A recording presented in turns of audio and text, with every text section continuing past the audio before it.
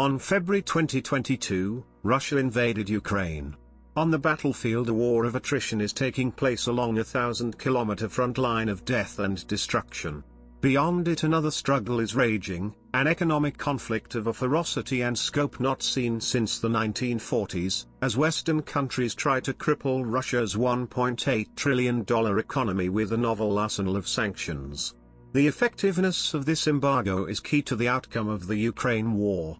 But it also reveals a great deal about liberal democracy's capacity to project power globally into the late 2020s and beyond, including against China. Worryingly, so far the sanctions war is not going as well as expected. Since February, America, Europe and their allies have unleashed an unprecedented barrage of prohibitions covering thousands of Russian firms and individuals.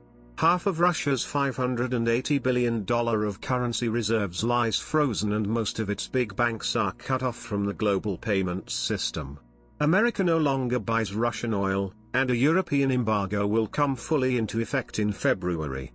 Russian firms are barred from buying inputs from engines to chips. Oligarchs and officials face travel bans and asset freezes. America's klepto capture task force has seized a super yacht that may have had a Fabergé egg on board. As well as satisfying Western public opinion, these measures have strategic objectives. The short-term goal, at least initially, was to trigger a liquidity and balance of payments crisis in Russia that would make it hard to finance the Ukraine war and thus alter the Kremlin's incentives.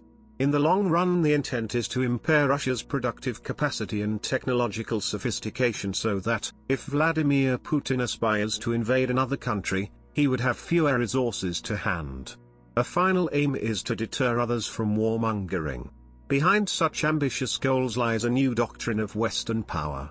The unipolar moment of the 1990s, when America's supremacy was uncontested, is long gone, and the West's appetite to use military force has waned since the wars in Iraq and Afghanistan.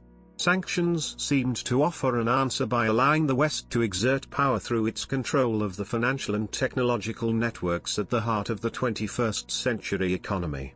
Over the past 20 years they have been deployed to punish human rights abuses, isolate Iran and Venezuela, and hobble firms such as Huawei. But the Russia embargo takes sanctions to a new level by aiming to cripple the world's 11th biggest economy, one of the biggest exporters of energy, grain and other commodities. What are the results? On a 3 to 5 year horizon, isolation from Western markets will cause havoc in Russia. By 2025, a fifth of civil aircraft may be grounded for want of spares. Upgrades to telecoms networks are being delayed and consumers will miss Western brands.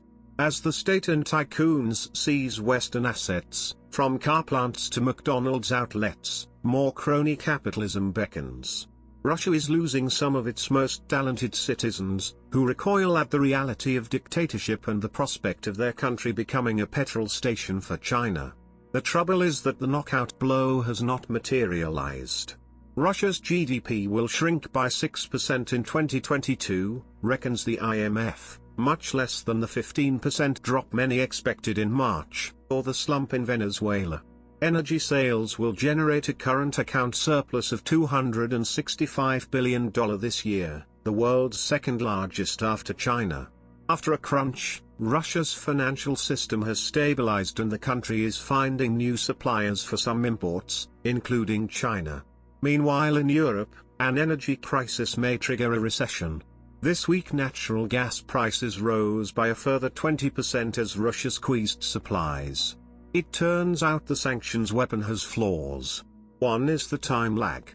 Blocking access to tech the West monopolizes takes years to bite, and autocracies are good at absorbing the initial blow of an embargo because they can marshal resources. Then there is the blowback. Although the West's GDP dwarfs Russia's, there is no wishing away Mr. Putin's chokehold on gas. The biggest flaw is that full or partial embargoes are not being enforced by over 100 countries with 40% of world GDP. Ural's oil is flowing to Asia. Dubai is brimming with Russian cash and you can fly with Emirates and others to Moscow 7 times a day. A globalized economy is good at adapting to shocks and opportunities, particularly as most countries have no desire to enforce Western policy. You should therefore discard any illusions that sanctions offer the West a cheap and asymmetric way to confront China, an even bigger autocracy. In order to deter or punish an invasion of Taiwan, the West could seize China's $3 trillion of reserves and cut off its banks. But, as with Russia, China's economy would be unlikely to collapse. And the government in Beijing could retaliate by, say, starving the West of electronics, batteries and pharmaceuticals, leaving Walmart's shelves empty and triggering chaos. Given that more countries depend on China than America as their largest trading partner, enforcing a global embargo would be even harder than with Russia. Instead, the lesson from Ukraine and Russia is that confronting aggressive autocracies requires action on several fronts. Hard power is essential. Democracies must cut their exposure to adversaries' choke points. Sanctions play a vital role, but the West should not let them proliferate. The more that countries fear Western sanctions tomorrow, the less willing they will be to enforce embargoes on others today. The good news is that, 180 days after the invasion, democracies are adapting to this reality.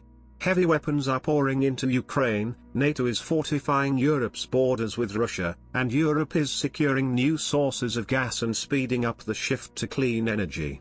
America is reducing its dependence on Chinese tech and urging Taiwan to improve its military defenses. The catch is that every autocracy, not least Xi Jinping's China, is also studying the sanctions war with Russia and is busy learning the same lessons. Ukraine marks a new era of 21st century conflict in which the military, technological and financial elements are intertwined. But it is not an era in which the West can assume it has preeminence. Nobody can counter aggression through dollars and semiconductors alone.